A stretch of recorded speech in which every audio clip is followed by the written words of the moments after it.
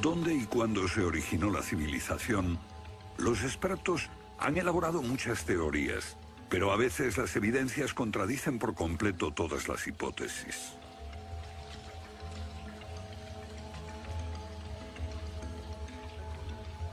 Bajo el suelo congelado de Siberia se han encontrado especies animales extinguidas por un repentino cataclismo global, como el mamut gigante. También se han descubierto mapas muy antiguos que muestran la Antártida siglos antes de que fuese descubierta. Este mapa tiene centenares de años y describe la auténtica configuración de la Tierra de la reina Maud, que está oculta bajo 1 kilómetro de hielos, y su configuración real no se conoció hasta 1949. Hace 100 años, un arqueólogo concluyó que la antigua ciudad de Tiahuanaco, en Bolivia, fue un observatorio estelar alineado con el Sol y las estrellas. Calculó que tendría 17.000 años. Su afirmación fue puesta en ridículo hasta hace poco tiempo. La única corrección que yo haría se debe a que ahora contamos con mejores mediciones, y sospecho que su antigüedad sería de unos 12.000 años. Tiahuanaco es la ciudad más antigua que conocemos en toda la Tierra.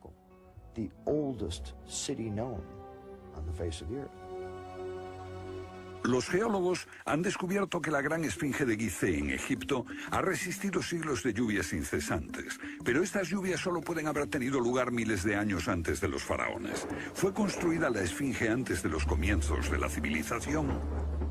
Lo que se pone en cuestión es la historia completa de la civilización. Puede que no haya ido en línea recta desde los estúpidos cavernícolas hasta los hombres tan listos de hoy con sus bombas atómicas. A veces, las pruebas que se hallan rompen todas las reglas. En este documental entrevistaremos a personas que están juzgando meticulosamente esas evidencias y elaboran nuevas teorías que pueden cambiar nuestra idea de la civilización humana. Esta enorme cara fue tallada por los antiguos olmecas de México. Se cree que tiene al menos 2.000 años y es inequívocamente africana. Sin embargo, se supone que los negros no llegaron a América hasta después de Colón. En su libro De la Atlántida a la Esfinge, el escritor Colin Wilson recoge indicios de lo que él y otros creen que son los rastros de una avanzada cultura anterior al comienzo de la historia.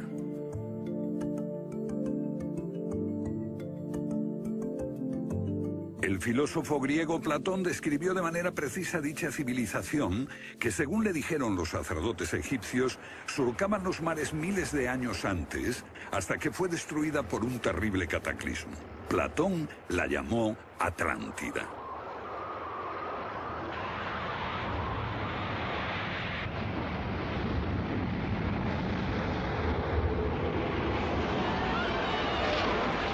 La Atlántida. Un terrible cataclismo. Sabemos de una catástrofe así por otro mito, el diluvio bíblico, Noé y su arca, un mito igualmente despreciado por los científicos.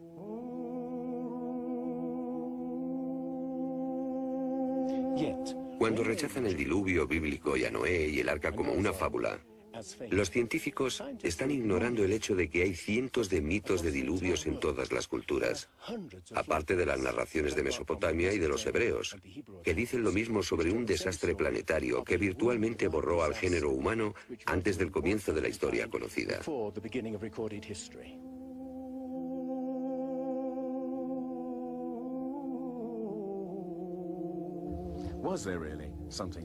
¿Hubo realmente algo parecido a un diluvio? Y si así fue, ¿existió una civilización anterior a todas las otras? Digo, una civilización, y no la Atlántida.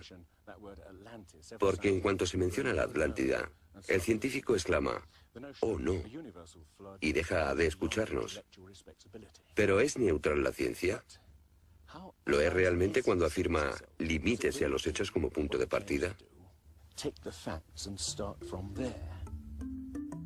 La ciencia ha tendido a centrarse más en teorías que en hechos.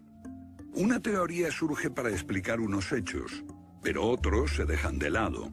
Nuevas evidencias pueden cuestionar la teoría, pero con frecuencia también son ignoradas. Llamamos a estos hechos anomalías. Son evidencias que no encajan en la teoría. En su polémico libro Arqueología Prohibida, los científicos Thompson y Cremo muestran lo que ocurre cuando una evidencia contradice las teorías científicas. En los últimos 150 años, los arqueólogos y antropólogos han enterrado tantas evidencias como las que han desenterrado, literalmente. Básicamente estamos ante lo que llamamos un filtro del conocimiento. Este es un rasgo fundamental de la ciencia y de la naturaleza humana. La gente tiende a filtrar cosas que no convienen. Cuando los científicos ven que algo no se ajusta al paradigma aceptado, tienden a eliminarlo. No se enseña, no se discute, y la gente ni siquiera se entera de ello.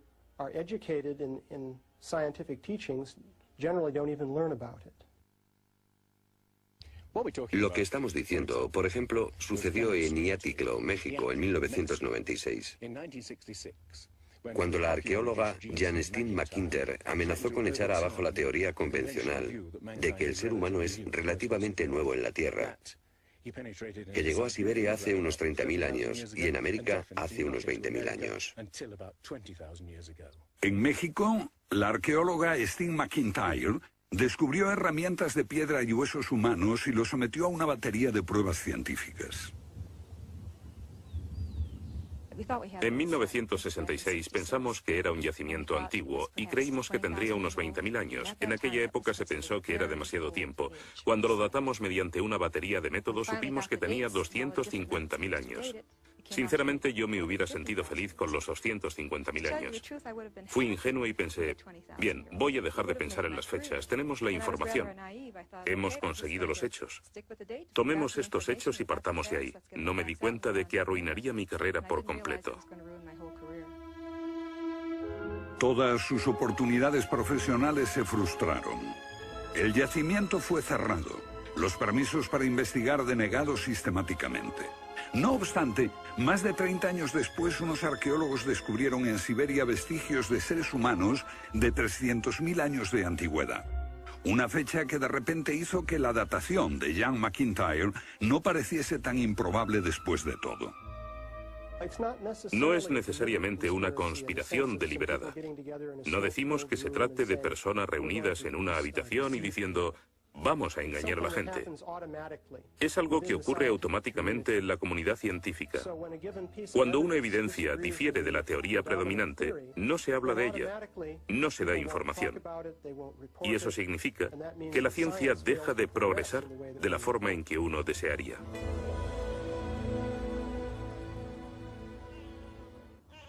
¿La ciencia está pasando por alto evidencias de un pasado que hemos olvidado? ¿Pueden ser ciertos los mitos que nos hablan de la existencia en este planeta de civilizaciones que desaparecieron miles de años antes de que comenzase la historia registrada? Una nueva clase de investigadores está estudiando las anomalías que la ciencia tiende a descartar. Se plantean preguntas que pueden cambiar nuestro concepto sobre la historia humana. La fortaleza inca de Sacsayhuamán, de edad indeterminable y construida por gente que carecía de metales duros o de cemento, que no conocían la polea, ni la rueda, ni la grúa. Solo miren esta piedra. He contado 11 ángulos. Debe pesar más que 200 coches juntos y revela la increíble habilidad de la gente que la hizo. Y también algo más. Una capacidad asombrosa para manipular objetos de este tamaño. ¿Cómo diablos las levantaban? Bolivia. Las misteriosas ruinas de Tiahuanaco. La misma habilidad manual, una capacidad de construcción que resulta inexplicable. Las piedras están perfectamente ensambladas. Intentemos insertar una aguja en cualquier punto de las junturas. La aguja no entra.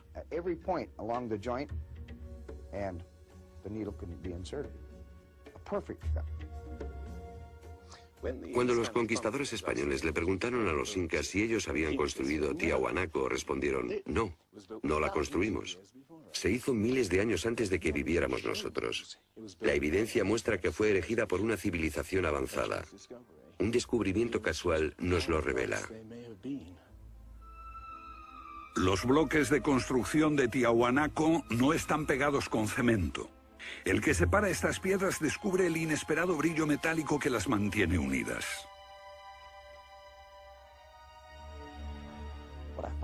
Lo que encuentro asombroso es que para trasladarlas a cada uno de los lugares donde empleaban este material, ellos tenían que contar con una especie de planta de fundición móvil para licuar el metal. Y aquí hay un uso similar de tornillos metálicos y piedras finamente unidas, como esta en forma de L. Pero estamos en otro continente. África, Egipto, la tierra de las pirámides. Las 3 pirámides de Gizeh, una maravilla del mundo antiguo. Otro pueblo que no conocía la rueda, ni la polea, ni la grúa. ¿Cómo podían transportar bloques de 100 toneladas? Su tecnología no se puede explicar ni imitar. Soy ingeniero y puedo decirles que levantar bloques de este tamaño, de este peso, requiere una grúa especial. Una gente que carecía de tales grúas o de una simple polea o una rueda, empleando herramientas de cobre, ¿cómo pudieron hacerlo? Bobal cree que la Gran Pirámide de Gizeh era mucho más que una tumba y que revela un sorprendente nivel tecnológico. En su libro Guardián del Génesis, Robert Bobal y Graham Hancock enumeran muchas hazañas inexplicables. Chris Dunn, experto en perforaciones. Bueno, permítanme una pregunta. ¿Cómo cree que lo hicieron? El sarcófago de la Cámara del Rey. ¿Cómo lograron unos constructores primitivos que la superficie interior encajase con la superficie de la piedra del sarcófago al milímetro? Esta habilidad requiere profundos conocimientos de física. Es un misterio como la perforación misma. Primitivamente, la típica manera de hacerlo sería con una sierra de arco, un berbiquí. Introducirían la herramienta en la pieza usando arena o un diamante, pero pienso que eso supondría mucho tiempo, muchos años para hacerlo.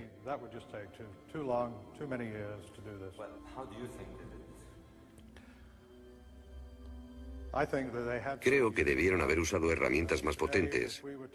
Hoy, para perforar esto, tendríamos que hacerlo a una velocidad de 6-10 milímetros por revolución de taladro en el granito. Ellos lo hicieron más rápido de lo que lo haríamos nosotros. Más rápido, investigadores como Chris Dunn se preguntan acerca del propósito de emplear este raro instrumento en un friso oculto. Taladros superpotentes. Esto parece una conclusión precipitada. Los indicios de un taladro de alta velocidad se erigen en otro misterio sin resolver. Ahora miren esto. La increíble precisión de la mano de obra. La total suavidad de las paredes en esta supuesta tumba para bueyes sagrados. Y que implica un alto nivel de destreza. Por supuesto, eso podría explicarse en términos de cientos de obreros puliéndolas durante 10 años seguidos. Pero, si hablamos del misterio de los vasos egipcios, no como este vaso de arcilla que acabo de comprar, sino vasos hechos de alabastro, basalto e incluso diorita, que es la piedra más dura de todas.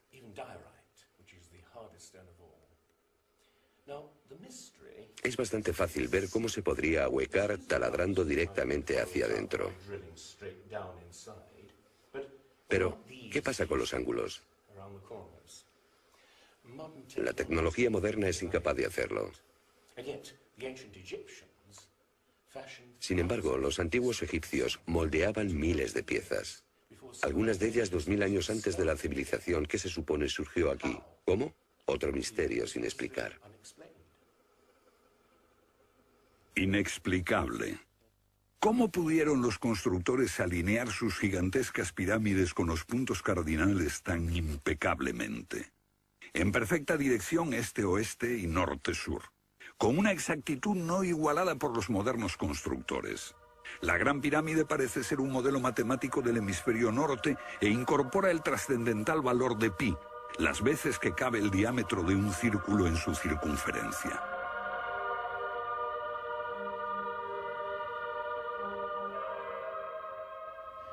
Está claro que lo que aquí tenemos es un avanzado sistema de matemáticas y tecnología, en un tiempo que no conocía su existencia. Para lograr estos resultados, los antiguos constructores tenían que usar un eclímetro de 52 grados. Cualquiera otro no valdría. Pero no solo los egipcios conocían el valor pi. Ese valor también está representado en la pendiente de esta pirámide y en el extraño ángulo que le dieron sus constructores, en Teotihuacán, México, el lugar que los indios llamaban Ciudad de los Dioses.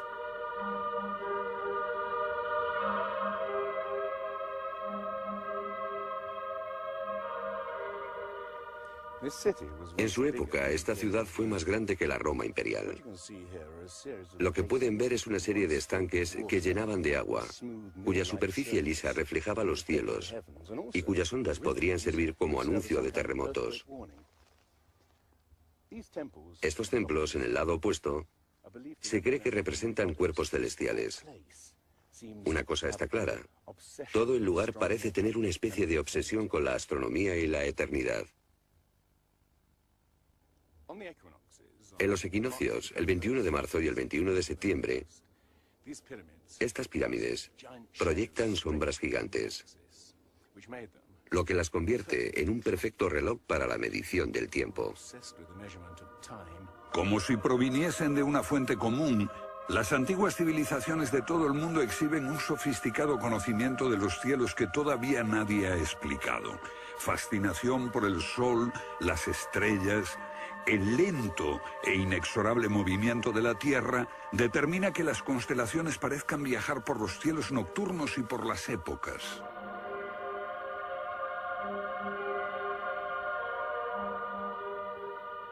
Según los estudiosos, los antiguos egipcios no tenían un gran conocimiento de la astronomía. Pero en el templo de Dendera hay muestras de su sofisticado conocimiento del cielo. Miren las constelaciones del zodíaco: Leo, Tauro, Piscis.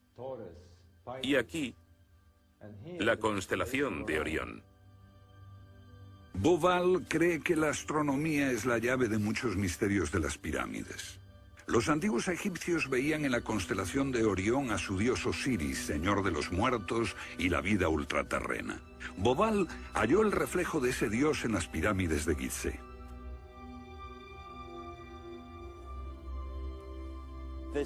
Esto es realmente un misterio. Pequeños canales de ventilación orientados hacia arriba. Para los egiptólogos no eran más que canales de ventilación, pero los astrónomos piensan distinto. Para el antiguo Egipto esto fue Rostau, la entrada al reino subterráneo, el reino del dios Osiris u Orión. Para los antiguos egipcios, Orión era Osiris, el gran dios de la resurrección. Esto es una reconstrucción del cielo en el año 2500 a.C., y fue sorprendente descubrirlo. Los canales apuntan a Orión y a la estrella Sirio, que era Isis, la esposa de Osiris. En textos antiguos, Bauval descubrió que deben de haberle servido una ceremonia secreta para la resurrección de los faraones muertos, que renacían como estrellas en la constelación de Orión. Uno de esos textos dice: «Oh rey, permite que atraviese el serpenteante canal, la Vía Láctea, hasta el punto donde está Orión». Bauval cree que Osiris tenía tal importancia que los constructores emplazaron las tres pirámides de Gizeh para que fueran un reflejo terrestre de las tres estrellas del cinturón de Orión. Esa correlación fue solo el comienzo. Bauval descubrió que los antiguos habían dado nombre de estrellas a otras dos pirámides próximas. Esto le hizo entrever un plan más amplio y quedó perplejo. La constelación de Orión, el dios Osiris, estaba en el cielo y en la tierra.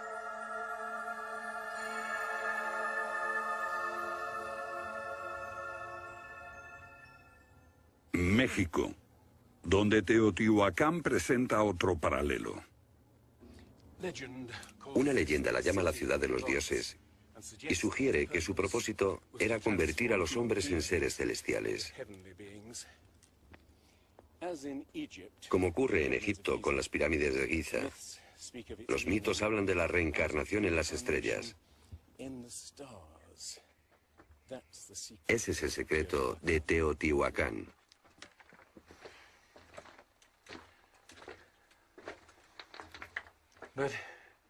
Pero esta pirámide presenta otro enigma mayor. Cuando se excavó por primera vez en 1906, se halló una enorme capa de mica. Ahora sabemos que la mica se usa como aislamiento eléctrico. No tenemos idea de para qué la utilizaban ellos. Lo que resulta aún más extraño es que la mica procede de Brasil. Imaginemos el problema de trasladar toda esta mica a más de 2000 kilómetros de distancia. ¿Cómo? ¿Con qué finalidad? No tenemos ni idea. Tiahuanaco, Bolivia. Otra cultura perdida revela la misma fascinación por el sol y las estrellas. Hace 100 años, el arqueólogo boliviano Poznański observó que en el primer día de primavera el sol salía exactamente por el centro del templo. Fue el inicio de un gran descubrimiento. Poznański descubrió que este templo era un observatorio, un gran reloj para medir la progresión del sol. Y podemos utilizar ese alineamiento astronómico para datar el lugar. Durante el año el sol sale cada día por un punto diferente del horizonte. El primer día de primavera un observador vería salir el sol exactamente en el centro. Estudiando el esquema de Poznański, dedujimos que en los primeros días de invierno o de verano el sol saldría por encima de las piedras angulares. Pero no fue así. Los arqueólogos actuales dicen que los constructores cometieron un error de cálculo. Después de observar la perfección con la que se construyó este sitio, con piedras de 100 toneladas, sugerir que los marcadores del solsticio están mal alineados me parece increíble. Neil Stide hizo una completa verificación de los cálculos de Poznański. Midiendo el ángulo de las piedras angulares y comparándolo con las posiciones actuales de salida del Sol, Poznański calculó que Tiahuanaco fue construida hace 17.000 años. En ese tiempo, la inclinación del eje de la Tierra era ligeramente distinta de lo que es hoy en día, y el Sol habría salido directamente encima de las piedras angulares.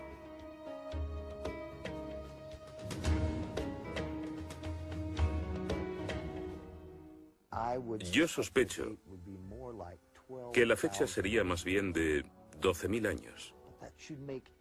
Pero eso haría que todos nos cuestionásemos completamente los orígenes de la civilización. Una civilización perdida en el tiempo dejó sus huellas en varios lugares del mundo. Los sacerdotes egipcios dijeron al filósofo griego Platón que una civilización así habría existido hace 12.000 años. Pero según la ciencia, el ser humano abandonó la prehistoria hace solo 5.000 años. En Egipto, el investigador John West descubrió que la esfinge de Gizeh no resultó alterada por el clima de la misma forma que las construcciones del entorno, erosionadas por la arena y los vientos del desierto. En vez de un desgaste horizontal, la esfinge tiene marcas de erosión redondeadas y onduladas. No se necesita ser geólogo para mirar y ver lo que se debe al tipo de clima. Solo el agua, cayendo copiosamente sobre las paredes del recinto, pudo producir esos contornos redondeados.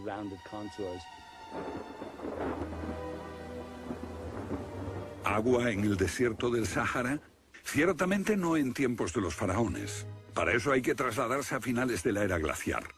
Unos 10.500 años antes de Cristo, miles de años antes de que existiesen los faraones. ¿Pero por qué entonces la esfinge tiene cabeza de faraón?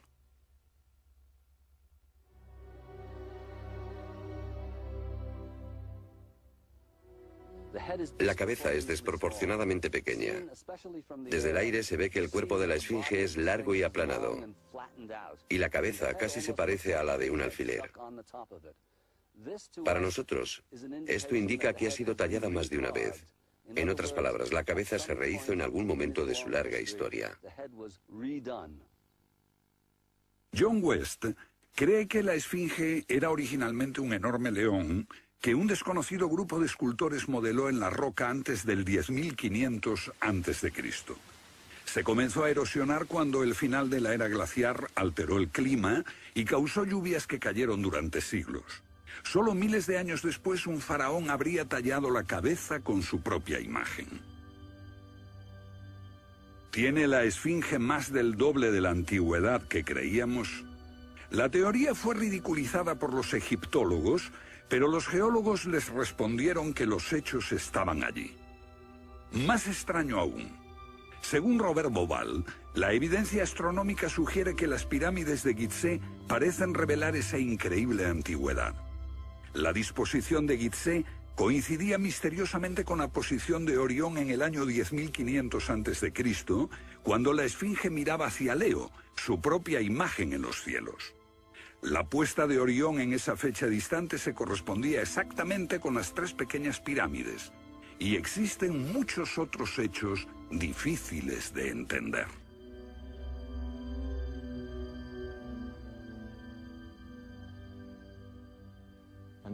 Esto coincide exactamente con las ideas que se desarrollaron tras los análisis geológicos de la esfinge. Dos ciencias sólidas indican que la esfinge podría remontarse al año 10.500 a.C.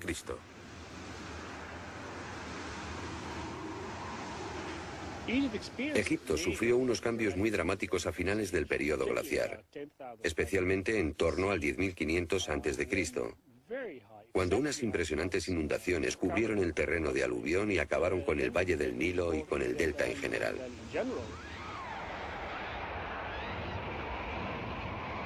«10.500 años antes de Cristo, un periodo de inundaciones. ¿Pudieron los diseñadores de Gizeh remontarse a un tiempo tan distante?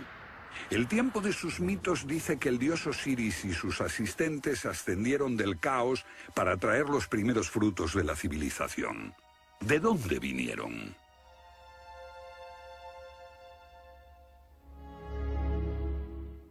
Un dios muy parecido fue el señor de la antigua Tiahuanaco en Bolivia.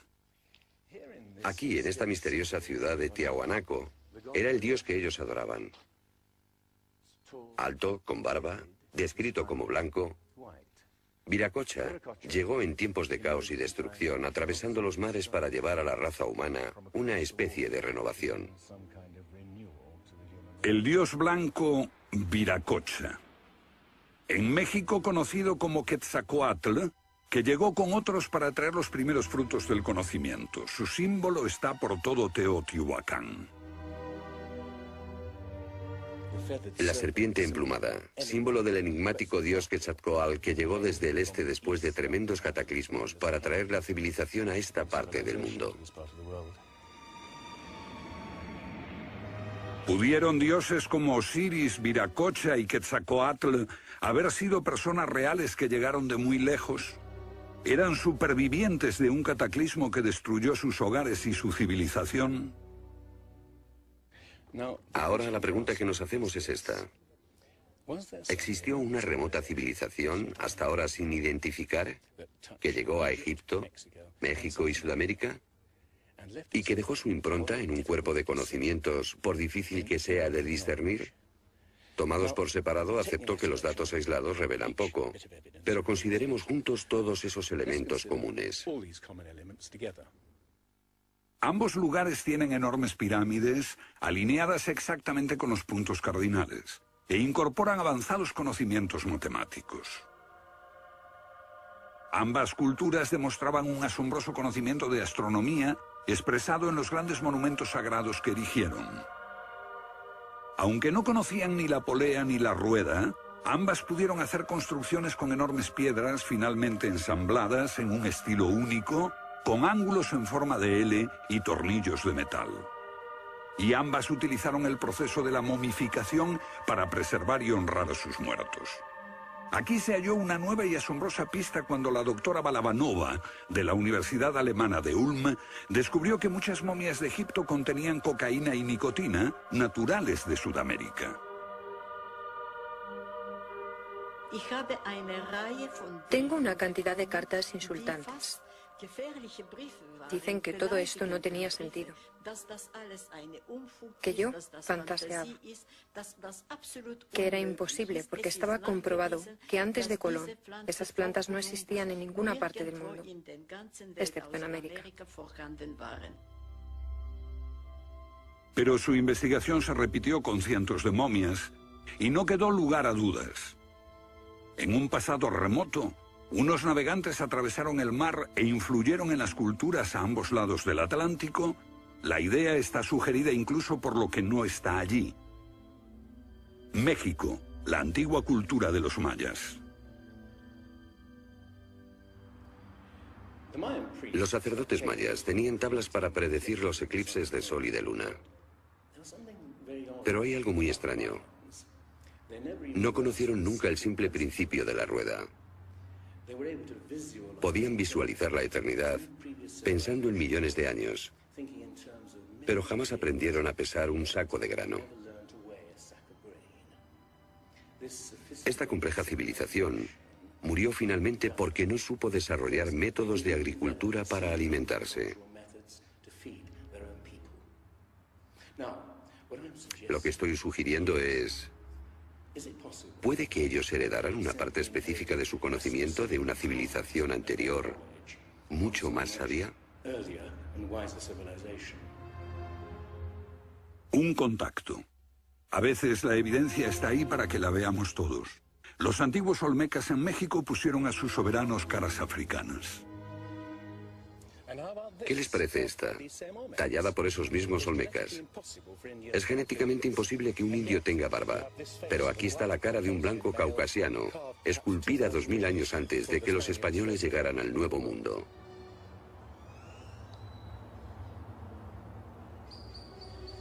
Caras de africanos y de caucasianos esculpidas muchos siglos antes de Colón. ¿De dónde vinieron? ¿Cómo llegaron aquí? ¿Cómo influyeron en la más antigua cultura de América Central, en la cultura madre de México? Lo que todos los arqueólogos saben es que de pronto se materializaron alrededor del 1500 a.C. Esta gente, cuya expresión característica era la de esculpir enormes caras de piedra, cabezas de caucasianos y africanos que parecen haber salido, no se sabe de dónde.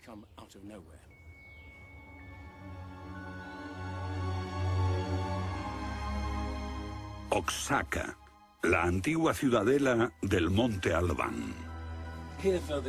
Aquí, en el sur de México, está el último testimonio de esos misteriosos hombres.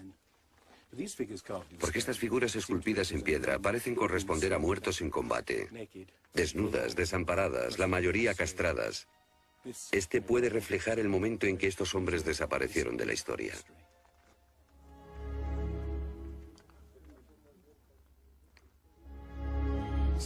Entonces, ¿hubo una compleja civilización de navegantes que cruzó el Atlántico siglos antes de Colón? Pero tenemos otra evidencia. Estos son viejos mapas que sugieren que los antiguos marinos tenían un conocimiento de la Tierra que nunca se ha explicado. Un puzzle para los científicos de este siglo. En 1513 el almirante turco Piri Reis cartografió parte del mundo que nadie había visto hasta entonces. Colón solo exploró la zona del Caribe. No bajó a esta zona de Sudamérica, hasta la Antártida. No estuvo nunca por esa zona. Pero estos mapas muestran todos estos detalles con gran precisión, antes de que cualquier explorador europeo llegase a esas regiones. Este mapa, de muchos siglos, describe la configuración real de la tierra de la reina Maud, que ahora está sepultada bajo 1 kilómetro de hielo. Y su forma precisa no se determinó hasta 1949. Inexplicable. Los cartógrafos han meditado mucho sobre la extraña proyección cartográfica utilizada en el mapa. Hallaron un parecido con el que utiliza un moderno submarino nuclear que hace mediciones del mundo mientras se aleja de un punto de referencia. En este caso, el centro está en Egipto. ¿Es ese el hogar de los antiguos cartógrafos? El mapa muestra exactamente esta parte del mundo, pero hay más. Para mí el aspecto más significativo del mapa de Piri Reis es que describe exactamente la longitud. Algo que los europeos no fueron capaces de hacer hasta el siglo XVIII. La longitud. Esa historia comenzó en estas playas en 1707, cuando la flota inglesa navegaba por el Mediterráneo hacia Inglaterra. En aquellos días era bastante fácil determinar a qué distancia estaba el norte o el sur, midiendo el ángulo que el Sol y las estrellas formaban con la superficie de la Tierra. Pero no había técnicas para determinar lo lejos que estaba el este o el oeste. ¿Longitud? El almirante Sir Clutley Safel se enfureció cuando un marinero del oeste del país le dijo que estaba alejándose unas 20 millas del este y era probable que la flota naufragase en la costa. Cuando sus oficiales le dijeron que el rumbo era correcto, mandó ahorcar al marinero por insubordinación. En sus últimos momentos debió haber deseado no haberlo hecho. Los barcos se habían hundido antes por millares. Pero entonces la pérdida de una flota entera promovió la búsqueda de un reloj preciso para calcular la longitud. Tuvieron que pasar 2 generaciones antes de que finalmente se consiguiese. No obstante, el mapa de Piri-Reis ya mostraba un conocimiento de la longitud al menos 250 años antes. En el mapa de Piri-Reis se menciona el hecho de que se trate de una recopilación de muchas otras cartografías. Son copias de copias de copias. La mayoría de quienes los han estudiado creen que esos mapas proceden de los tiempos de Alejandro Magno, pero son incluso mucho más antiguos. Mapas del mundo confeccionados antes de que supiésemos navegar por los océanos. Técnicas de construcción inexplicables, un complejo conocimiento de las matemáticas y la astronomía. Si existió una tecnología tan avanzada capaz de dar sus conocimientos a los constructores de la Esfinge y a los pueblos de los Andes y México, ¿qué pasó con ella?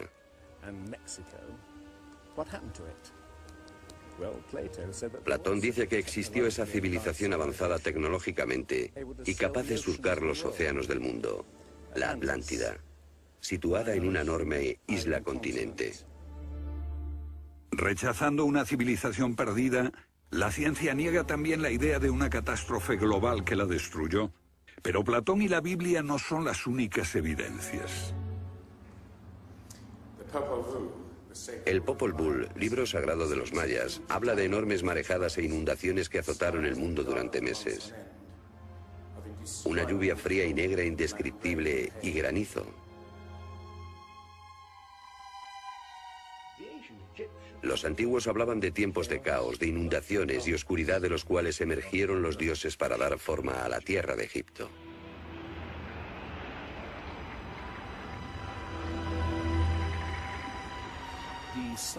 El disco solar de los aztecas se refiere a 4 ciclos de destrucción: por inundaciones, por fuego, por viento y por sangre y guerra. Y prevé el fin del mundo por un enorme cataclismo surgido de las entrañas de la tierra.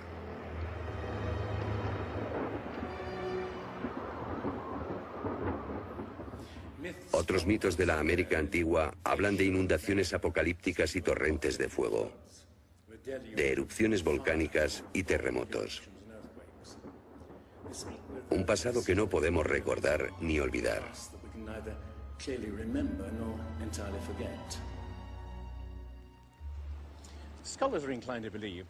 Los especialistas tienden a creer que el diluvio es una fantasía de los viejos poetas. Pero supongamos que los expertos se equivocan. Supongamos que una serie de terribles catástrofes naturales redujeron a nuestros ancestros a pequeños grupos que vivieron apartados y se esparcieron por todo el mundo. Lo que buscamos es una época que coincida perfectamente con los mitos. Igual que el zapato encaja en el pie de Cenicienta.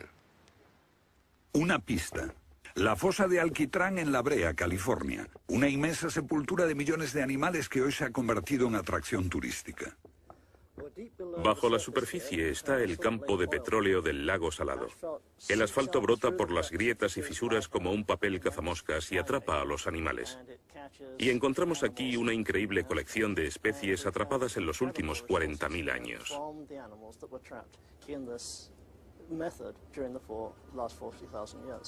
Esta fosa de Alquitrán puede leerse como un libro de tiempos remotos, cuando abundaban los animales y nosotros no los considerábamos como originarios de América. Mamuts, elefantes, rinocerontes, perezosos gigantes, tigres sable, incluso caballos y camellos. Después, una tremenda catástrofe los barrió, al parecer en unas pocas décadas, en torno al 10.500 a.C., hace más de 12.000 años. Todos los grandes animales, cualquier animal más grande que un coyote, se extinguieron en pocas décadas. Sí, fue sin duda una gran catástrofe.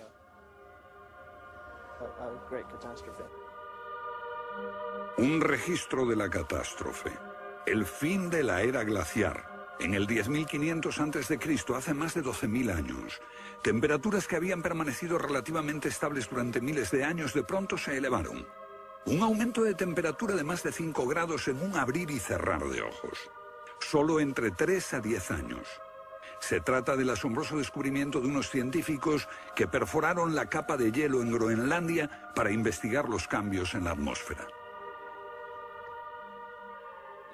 El hielo de Groenlandia ha sido llamado por algunas personas la piedra roseta del clima, porque ver que el clima puede cambiar tan rápidamente es un enorme descubrimiento.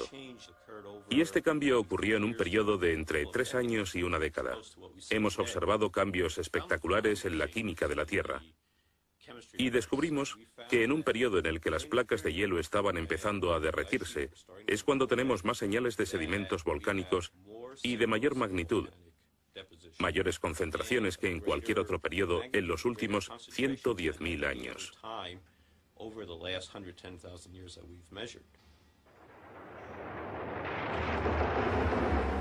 Un surgimiento de volcanes nunca visto, acompañado por desórdenes atmosféricos y gigantescas inundaciones. Porque mientras las placas de hielo de más de 1 kilómetro de espesor se derretían en pocos años, el nivel de los mares aumentaba dramáticamente. De repente, los mares ocuparon lo que había sido suelo seco.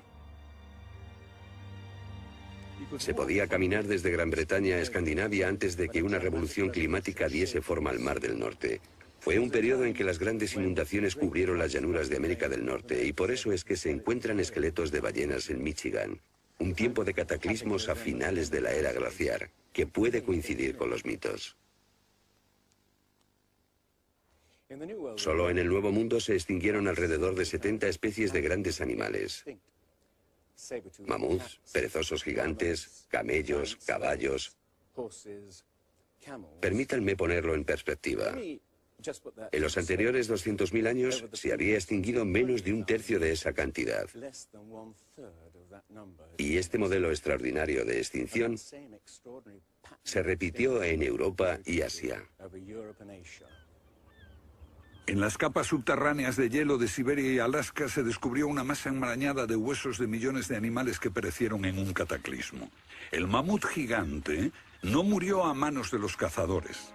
Desapareció por una catástrofe natural. A finales del siglo XIX, unos cazadores encontraron por casualidad el cuerpo de un enorme animal congelado. Después de ser desenterrado y transportado, se encontró que en el estómago tenía plantas pertenecientes a un clima templado y aún sin digerir. El animal se había congelado de una forma muy rápida, como no es capaz de hacerlo ningún congelador moderno. Lo cierto es que hace unos 12.000 o 13.000 años un frío inmenso azotó Siberia. El enigma de los mamuts congelados en un instante ha dado pie a extrañas anécdotas. Algunas ciertas y otras no. Lo que es auténtico es un informe del barón Wrangel, un naturalista del siglo XIX que descubrió la isla Byrd al norte de Siberia, donde la arena quedó literalmente mezclada con bancos de huesos y colmillos de mamut y otros animales que habían desaparecido en alguna catástrofe. Esas extinciones masivas,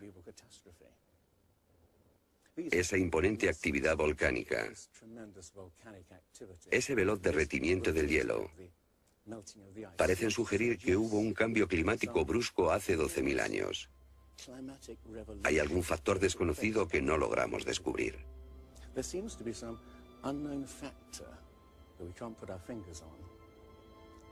El fin de la era glaciar. ¿Qué provocó esa revolución? He aquí la gran cuestión. ¿Qué causó el cataclismo? Una de las mejores ideas la ha planteado Charles Hapgood. Él sugiere un desplazamiento repentino de la corteza terrestre. Toda la corteza de la Tierra es solo un tercio de un 1% de la masa terrestre. Como la piel de una naranja, si se suelta, se mueve. Más fina que una cáscara de huevo, la corteza de la Tierra queda apoyada en un interior líquido. La teoría imperante sobre la corteza terrestre es la de las placas tectónicas. Los continentes se separan lentamente durante cientos de millones de años, aunque la ciencia rechazó esa teoría durante más de medio siglo. Ahora niega también la idea de que la corteza pudo moverse en su conjunto y repentinamente. Pero un científico quedó hipnotizado por la idea. Se llamaba Albert Einstein.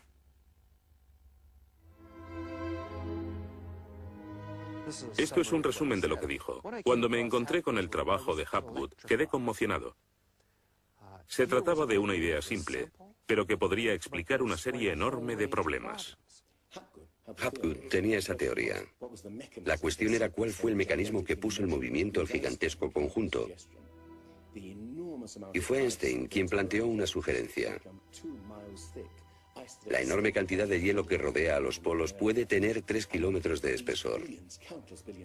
Esos incontables miles de millones de toneladas de hielo, si se formaran de un modo desproporcionado, harían que toda la Tierra se sacudiese como una rueda, con un enorme peso colocado en su borde. Esta vibración bastaría para hacer que la corteza de la Tierra se moviese súbitamente. Hace 55.000 años el Polo Norte estaba cerca de Europa, pero de pronto se desplazó hacia la bahía de Hudson, en Canadá. Y en torno al año 12.500 a.C. se volvió a mover casi 2.000 millas hasta donde está actualmente. O es mejor decir que las tierras y los mares atravesaron el polo, impulsados por un repentino desplazamiento de la corteza terrestre. De ser así, esta es una de las cosas que habían ocurrido al final de la era glaciar. El desplazamiento impulsó a América fuera de la zona polar. El mar en el norte se congeló con una fina capa de solo unos metros de espesor. La inmensa vieja capa de hielo de Norteamérica, con más de 1,5 kilómetros de grosor, se derritió rápidamente en pocos años. Ahora, lo que es muy interesante de la teoría de Hapgood y Einstein es que también explica bastante bien algunos otros mitos, independientemente del diluvio. Hay mitos sobre tremendos terremotos, catástrofes volcánicas, lluvias negras cayendo del cielo, congelación repentina, congelación del suelo. Y podemos ver que un ejemplo de esto es precisamente lo que pudo pasar si la corteza terrestre se desplazó. Con bastante rapidez, las áreas que antes habían estado congeladas pasarían a ser zonas cálidas, y así se explicarían hechos como el rápido congelamiento de los mamuts en Siberia. Si el desplazamiento de la corteza terrestre causó el diluvio que aniquiló una civilización, ¿dónde estaba esa civilización? Algunos investigadores creen haberla hallado en la isla griega de Santorini, que fue devastada por una terrible erupción, o en la antigua Troya, o en la isla alemana de Heligoland, casi arrastrada hacia el Mar del Norte. Pero no se ha encontrado nada. Y es precisamente este problema lo que ha hecho descartar la Atlántida de Platón como una propuesta seria. Veamos.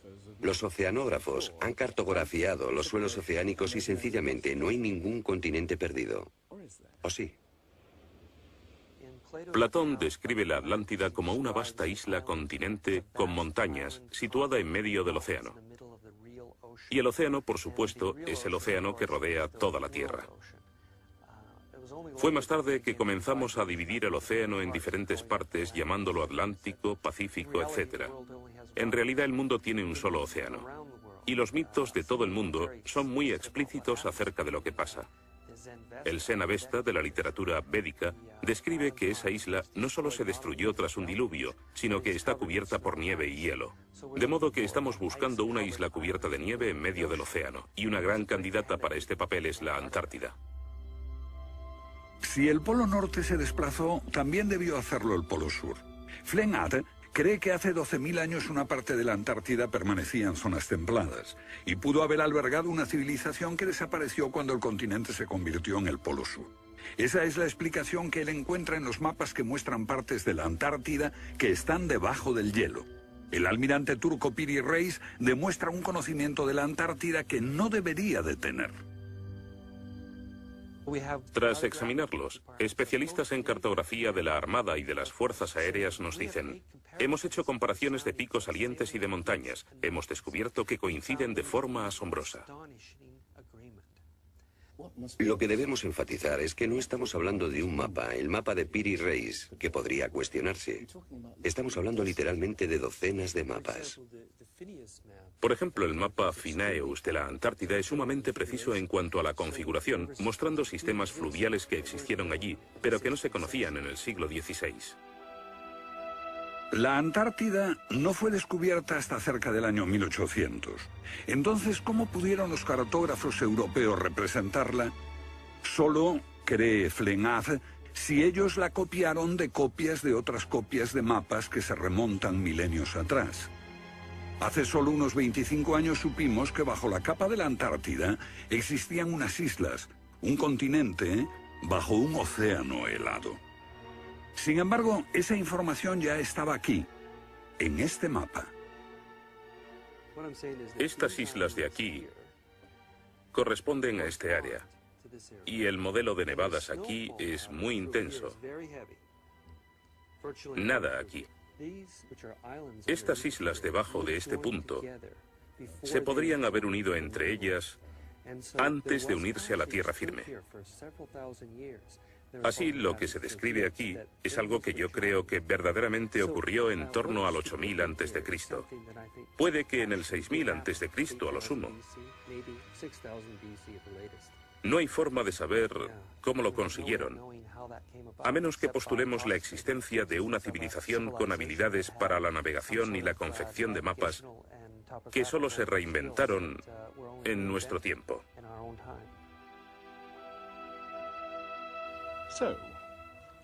¿Fueron los comienzos de la civilización humana más remotos de lo que suponíamos? Puede que uno sienta que muchos elementos de esta hipótesis suponen conjeturas extravagantes que, vistas por separado, pueden ser todas discutibles. Pero si juntamos esas piezas, como las piezas de un puzzle, se empieza a ver que surge un modelo. Una civilización que se desvaneció y fue olvidada mucho antes de que comenzase el registro de la historia.